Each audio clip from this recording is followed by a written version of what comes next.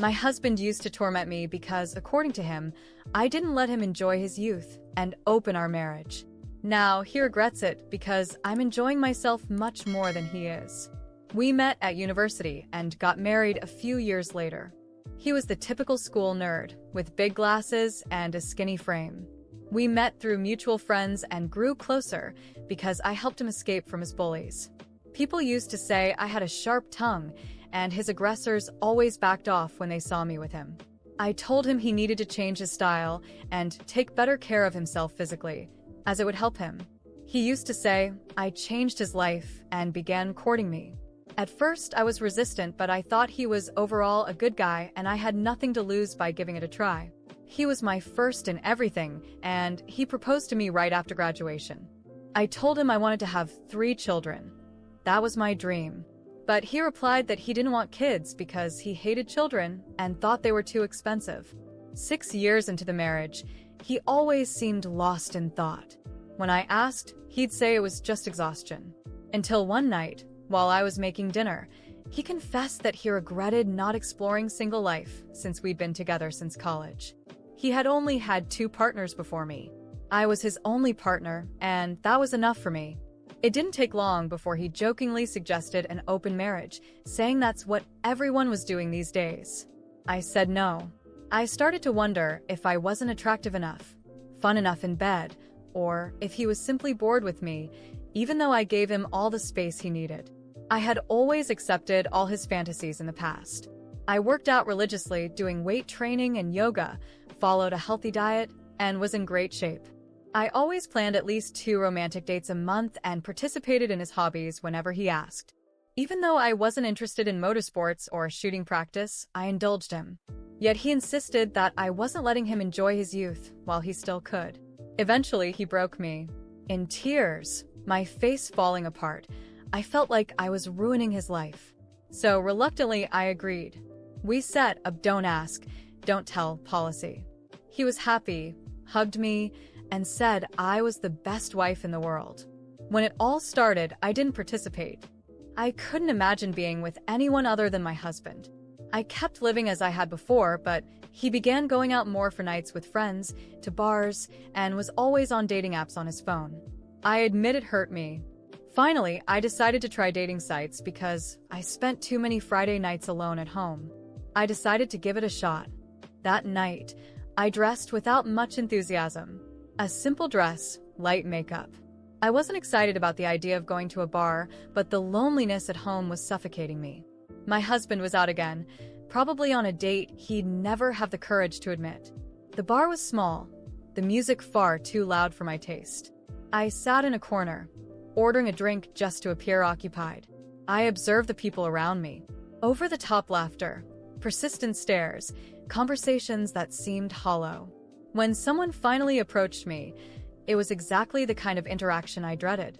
A man with alcohol on his breath and a forced smile. He tried a lame joke and asked if I was alone. I politely answered yes, but said I was just relaxing. He insisted, making comments about my appearance and trying to touch my hand. I made up an excuse and moved to another corner of the bar. The night went on like that. Idiotic people, uninteresting conversations. At some point, I looked at the clock and decided I'd had enough. I left feeling worse than when I arrived. Was this what my husband found so exciting? I went home, took a long shower, and lay on the bed, staring at the ceiling. The emptiness was crushing. The following week, I decided to try something different. I had always loved reading but had neglected it in recent times. I decided to visit the city library. It was a quiet place with tall shelves and the comforting smell of old books. I ran my fingers along the spines of the books, choosing one at random. I sat in a comfortable armchair and immersed myself in reading. That's when I saw him for the first time. He was in the literature section, flipping through a book with great focus. He was young but had a mature posture, discreet glasses, and a gentle smile as he read. I couldn't help but take a longer look. He noticed, smiled, and made a comment about the book I was holding. We started talking. I learned his name was Gabriel, and that he loved books as much as I did. He was intelligent, had a subtle sense of humor, and spoke in a way that made me want to keep listening. From that day on, I started going to the library more often. Sometimes he was there. Other times, we ran into each other by chance at a nearby cafe. Our conversations revolved around books, movies, and life. He had a way of making me feel seen, something I hadn't felt in a long time. Little by little, I allowed myself to smile more, to feel lighter. It wasn't physical, not yet, but I felt a connection that went beyond that. My husband, on the other hand, began to notice my change in behavior. He started asking questions he hadn't asked before, seemed more attentive, but he still kept up his regular outings. Then one day, he came home earlier than expected and found me leaving to meet Gabriel at a cafe. I didn't lie. I told him I was getting to know someone. He exploded. He said that wasn't part of the deal, that the open marriage wasn't for me to see other people, but for him to have his freedom. I stood there, incredulous at what I was hearing. After everything, now he cared? I tried to explain that for the first time in months, I felt alive again. He yelled that he wanted to close the relationship, that he wouldn't allow me to continue with this. I looked at him calmly, but firmly. I said no. I had agreed to his request, even though it hurt me, and he had no right to try to control my life now. He insisted, begged, and tried to convince me our marriage could still be saved. I smiled, but it was a sad smile. "You had your chance," I replied. "I gave my all, tried everything to make this work. When I was suffering, you were living your freedom. Now it's my turn. I'm not giving this up." He was silent, visibly shaken. For the first time, I realized he was no longer in control. I was. That night, I left home and went to meet Gabriel. I knew my marriage was over, but for the first time in years, I felt I was on the right path to finding something that truly made me happy. After the confrontation with my husband, something inside me changed. I no longer saw him as the man I once loved, but as a selfish stranger who cared only about himself. I started going out with Gabriel more often. Our dates were lighthearted, filled with meaningful conversations and genuine laughter. He made me feel special in a way I hadn't felt in years. My husband noticed my coldness, but instead of trying to resolve things maturely, he became irritated. The argument started small, with him questioning where I was or why I was distant. I answered calmly, without hiding the truth. This irritated him even more. He began shouting at me, demanding explanations. It didn't take long before he lost control, accusing me of being responsible for the destruction of our marriage. The irony of hearing this from him, considering he was the one who initiated everything with his request for an open marriage, was not lost on me. I no longer felt fear or guilt, just exhaustion. Every word he said convinced me further that I was right to move on. It made no sense to stay in a relationship where I wasn't valued. Then one day, he had a fit of rage because I came home late from a dinner with Gabriel. He screamed, accusing me of being selfish and ruining everything. I stayed silent, listening to his words without emotion. When he finished, I simply said, "I'm leaving." He was stunned. He asked what I meant by that. I took a deep breath and continued. "I want a divorce. I'm not going to stay here pretending there's anything left between us. You had the freedom you wanted, and I found mine. It's over." He tried to argue, yell, even cry, but I didn't give in. I packed some clothes, took my essentials, and left the house that very night. I went straight to Gabriel's place. He welcomed me without asking questions, simply opened his arms and hugged me. At that moment, I knew I was making the right decision. Over the following weeks, I filed for divorce. My lawyer explained that I was entitled to half of what my ex-husband owned. I thought long and hard about it. Part of me wanted to just leave without looking back, but another part, the hurt and betrayed part, knew I deserved what was rightfully mine. He had opened my eyes to the fact that I was never truly loved by him, so there was no reason to feel compassion now. When my ex learned that I was claiming my share, he was furious. He tried to convince me it was unfair, that he had sacrificed so much to build our life together. For the first time in years, I laughed in his face. "Sacrificed? You were busy living your freedom while I was doing everything to keep this marriage together. I'm not giving up what's rightfully mine." The divorce was tough, but in the end I got half of everything he had. I used that money to start over. Gabriel and I decided to try a serious relationship, but without rushing. He supported me in every decision, never pressuring me.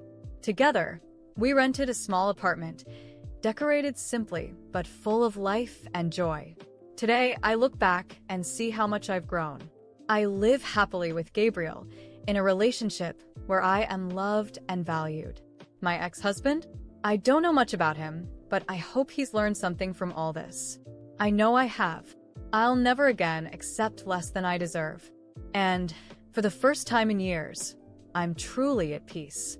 The months that followed the divorce were a true transformation for me. It wasn't an easy process, but each day took me further from the weight of the past and closer to a future that seemed much more promising. Gabriel was a constant during this time. He never pressured me, never tried to take a space that wasn't his, but he was always there, supporting me and celebrating every small victory as I worked to rebuild my life. Our relationship evolved naturally. At first, we were just companions who understood each other deeply, but little by little, I realized there was something much greater between us. Gabriel was unlike anyone I'd ever known. He not only made me feel loved, but also admired, respected, and desired in a way I had never experienced before. With him, I could be myself without fear of judgment. One day, while we were at a park, sitting on the grass and talking about books, he said something that echoed in my mind. With that calm smile, "I loved so much," he said. "You know you're the most amazing person I've ever met, right? I feel like what we have here is something I want to keep forever." Those words struck me deeply. They weren't empty promises or exaggerated declarations. They were sincere, straight from the heart. In that moment, I knew without a doubt that Gabriel was the man I wanted to spend my life with. Some time later, we decided to take an even bigger step and bought a house together. It was a cozy place, with a small garden where he promised to plant the flowers I liked. We spent entire afternoons decorating every corner, choosing furniture and painting walls. That house wasn't just a physical space. It was the materialization of our new beginning. During this period, something unexpected happened. I started feeling strange, tired, with morning sickness I couldn't explain. At first, I thought it was stress or maybe something related to our busy routine. But after a few weeks, Gabriel insisted I see a doctor. I remember that day perfectly.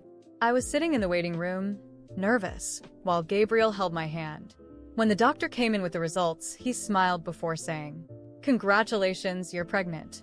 For a few seconds, I was in shock, unable to process the information. Gabriel squeezed my hand, his eyes shining with emotion.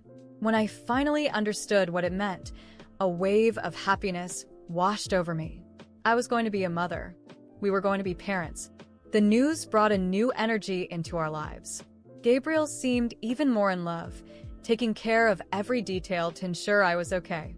He started reading books about parenting, insisted on accompanying me to every doctor's appointment, and even began learning to cook healthy meals for me.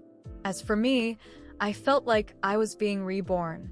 Being pregnant was something I had always wanted, but for so long it had seemed like an impossible dream. Now, with Gabriel by my side, that dream was becoming a reality. Every movement of the baby, every beat of that little heart we heard in the ultrasounds, was confirmation that I was on the right path. My ex-husband, at this point, was nothing more than a distant shadow in my past. There was no anger or resentment, just indifference. He had been part of a phase in my life that was now completely closed. My focus was on the present and the future.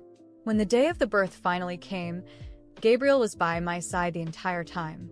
He held my hand, encouraged me, and when our child was born, he cried upon seeing him for the first time. Watching him hold our baby with so much love was the most beautiful moment of my life. Now, as I rock our little one in the room we decorated together, I think about how unpredictable life can be.